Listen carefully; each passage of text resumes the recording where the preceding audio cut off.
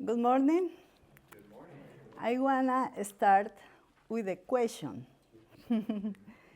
Can you think of and share a characteristic or quality of your mother that marked or shaped your life as a child? Can you share a characteristic or quality of your mother? Yeah, Jacob. Always very forgiving. That's good. Yeah.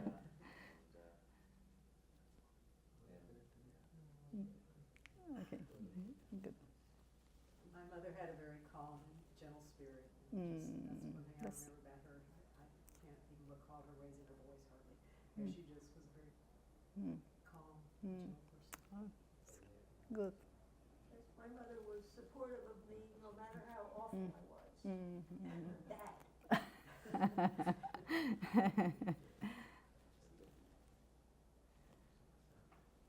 Pueden compartir en español también. Una característica de su madre.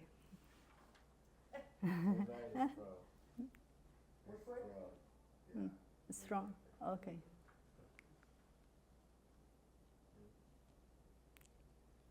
My mother is friendly. Really? Very good. Mi mamá my mother, era muy alegre. Le gustaba cantar. She was a very happy woman and she would like to sing in the parties. Le gustaba cantar, ser feliz en las fiestas. My mom balanced out being patient with having clear expectations. I don't know how that happened, but yeah. Okay, thank you. Okay, we can keep in mind these characteristics. The text of John 19:25-27 invite us to think during this Easter season, this resurrection time, on Jesus' relationship with women, represented in Mary, Jesus' mother, Mary's sister, Mary, Cleophas' wife, and Mary Magdalene, and Jesus' relationship with the disciples, represented by the beloved disciple. In this reflection, we will examine the faithful and supportive role of women and the beloved disciple at the foot of the cross, as well as the challenges this presents to us in this time of social uncertainty. The presence of women has been decisive in the project of the kingdom of God, even though the Bible does not highlight their protagonism, and some have tried to silence them. It is essential to recognize their role and make them visible. To highlight women's role, let us reflect on Mary, Jesus' mother. What characterized Mary that marked her son's life, just as our mothers mark our lives? I have taken into account Mary's stories, songs, poems, and memories, and we will focus on three characteristics of Mary. The first, Mary is a poor and liberated woman. Second, Mary welcomes life and welcomes God's salvific project. Third, Mary is resilient and fighter. Are you following me? Okay, good. Because my pronunciation, I don't know if it's good. First, Mary is a poor and liberated woman. The Gospels inform us that Mary is a young woman and humble origin, a peasant without power, without importance for society. She is from Nazareth, an underappreciated town, and she is a carpenter's wife. Joseph, who exercised a humble art. She recognized herself as the Lord's servant, a slave. In Luke 1:38. Although she acknowledged her condition, Mary is empowered to understand the gift that she had received from God, to be Jesus' mother. Jesus, the liberator of the people from Roman domination. As we see, Mary is the protagonist of God's salvific and liberating project for humanity. In her canticle, known as the Magnificat, that Padre read, Mary aligns herself with God's plan. And at the same time, she identifies the presence of evil and denounces it. As we sing, thank you, Kay, for these beautiful songs. Mary warns us that the proud, powerful, and wise will be humiliated. The rich, those who hurt or accumulate, and those who don't share will know emptiness, while the humble will be exalted, and the hungry will be satisfied. In the canticle, impoverished people are now considered God's favorites and the protagonists of his kingdom. God doesn't want the poor, the humble, and the hungry to suffer the injustices of poverty or violence, but he wants to be in solidarity with the struggles of those who try to overcome these injustices. And Mary shared also that she feels deep gratitude, joy, satisfaction, hope, and commitment before the merciful God. Second, Mary welcomes life and welcomes God's salvific plan.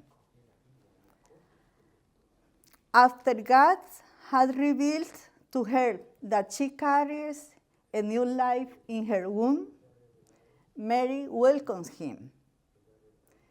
Mary receives not only a message, but also life itself. It is a life that Mary dignifies amid life difficulties. That is why, perhaps, she appears so many times in silence, but it is silence of resistance, of reflection. Mary keeps everything that happened with her son in her heart. Luke 2:19, 49, 51. She knows that the upbringing and education she provides her son will mark and shape his life. Welcoming her son means taking up God's salvific plan, which will include, as will happen later, the pain of seeing her son on the cross. In the event of crucifixion, Mary welcomes John and her son. That is, she follows God's mission, God's plan. She follows the development of the early Christian church. Third, Mary is resilient and fighter. From the moment her son is born, Mary knows suffering, injustice, and persecution. Let us remember that King Herod wants to kill Jesus as a baby. He wants to murder the newborn king. He wants to destroy God's plan. She, together with Joseph and Jesus, suffered in her own flesh what it means to be exiled and a refugee in another country, Egypt. Later, Mary suffers from the persecution that Jesus suffers because of the proclamation of the kingdom of God, when Jesus confronts the religious authorities and the Roman Empire. That is John 10:21, 11:8. Although we see Mary mentioned very sporadically in the Gospels, over time, Mary becomes a follower of her son, a disciple. And she accompanies her son to the cross, together with other women and John. John 19:25.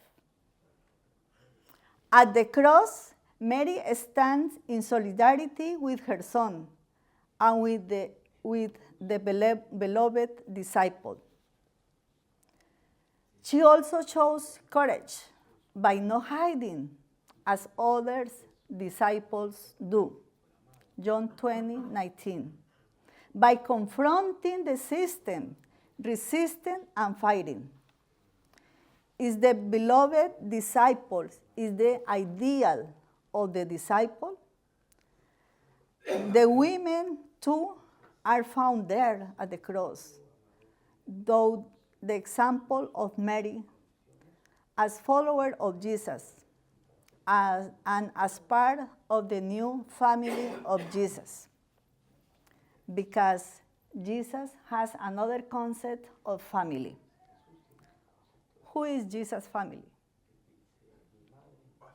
Yeah, sure. My mother and my brothers are the ones who do the will of God. Luke 8:19-21. This is, we are in there, as an extended and egalitarian family, a new community with new values, a family that has gone through persecution, suffering, death, and resurrection. Conclusions. What we learn from Mary? What we learn for this woman? From Mary, we learn the commitment to God's salvific and liberating project. Mary follows up on God's project and commit herself to John. What it means? It means a commitment to the new community of disciples as a new space for brotherly love, solidarity, and support in situations of afflictions, anguish, and discouragement. We can also follow up on God's project, caring for one another in this time of social uncertainty. As Mary did, we can identify the presence of evil and denounce it. And we appeal to the God of all mercy, who chooses for the poor and the marginalized. Through the church's actions, we can overcome the damage caused by the evil. Like Mary, today, we experience profound gratitude, joy, hope, and commitment to the presence of God's kingdom among us. Today, we recognize that Jesus, the risen one, is the Lord of the new communities of faith, invited to live in the new social and cultural values, in solidarity, sharing with those in need, and encouraging each other in times of uncertainty and fear, and hope and mercy.